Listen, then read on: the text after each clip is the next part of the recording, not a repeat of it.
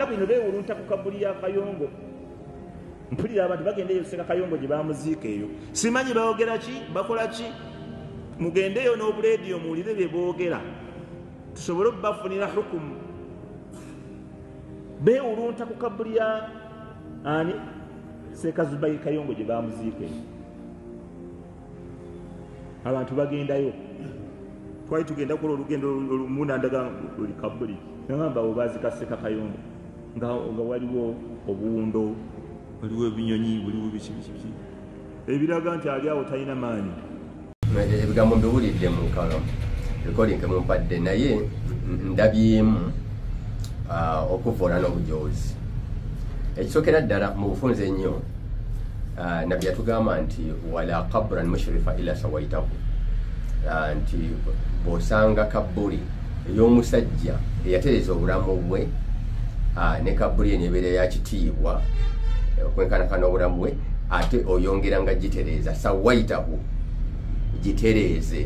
Kitegeeza preservation, kitegeeza nti togikkiriza na kusaanawo, kubanga eriko ekyokuyiga nti omuntu asobola okubeera omulungi era omutereevu mu bulamu obw'ensi, ate n'enkomerero abo abaagala okumufaanana ne bamugoberezaako obulungi.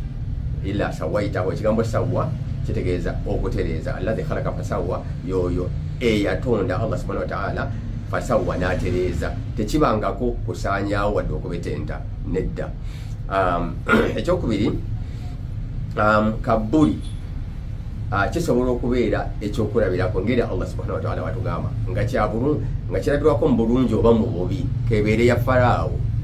Allah yagamba nti falyawma nunajjika bibadanika, kati omubiri gwo kofa ogenda kufa, naye omubiri gwo tugenda gukola ki, guwonya, oleme kubulira mu nnyanja, liyakuna liman khalfaka aya, kibeere kabbuli omubiri gwo gubeere abalijja oluvannyuma bo ng'akabonero.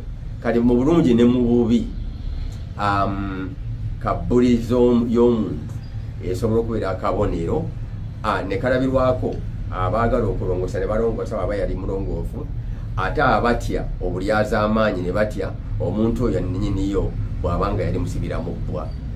Kati kabbuli bweziti bwesobola okubeera, era ne zirambulwa olw'okwebuulirira mu bulungi ne mu bubi. Mpuliddemu okulamula, mugende mu recording tulamule ddala mu bukakafu. Omuntu atategeera religious statements, wahid la yafhamu al-khitab, anaalamula atya? Onoolamula otanga ne statements z'eddiini tozitegeera, nga n'ekigambo illa sawaitahu, kabbuli ez'ekitiibwa ez'abantu ab'ebitiibwa nayo nibeera ya kitiibwa, muzitereeze nga zireme kusaanawo, muzizimbe nako nti ono yali wa kitiibwa mu bulamu ne mu bufu, ate gwe n'otegeeramu kubetenta, n'olamula kubetenta. Kati khitab, statements ezikozesebwa nga nnabbi yazoogera tozitegeera, onoolamula otya? Ekyo nakyo kankiveeko. Ekyokubiri, nsembayo mpulidde okujeregamu okw'obuwundo, obuwundo buli awo bumubuukirako, kiraga bunafu. Esookera ddala teri agenda kumulambula ng'anoonyaayo maanyi ge ga Kayongo, nti agenze kugyayo maanyi ga Kayongo, nedda. Ekyokubiri, okujoogebwa Allah w'amaanyi, naye obujoozi bwonna obumukoleddwako. Emizikiti waliwo gye bagimenya ne baliramu n'embizzi, amabaala abantu baleekaanira eyo, haramu yenna yamugaana. Wawo ne Kurani gye bazookeza. Allah okubanga tannayanukula abajoozi ab'ekika ekyo, kiraga bunafu. Ekyo kiraga bunafu nti waliwo n'obujoozi Allah etalina kyabakoze, kiraga bunafu. Ebintu ebyo byonna naddala ne point esembyeyo yeetaaga obwegendereza, more reflection. Tugitunuulire nga bwe twegendereza kikyetegeeza naki kye twalizizzaako okwogera, so si kumala kwogera mu ngeri eyo. Tulina abantu abawuliriza statements z'eddiini, abantu bakitwala nga nkulu nnyo, naffe amasheekhe batuwa ebitiibwa, tubeere begendereza nnyo. Assalamu alaikum.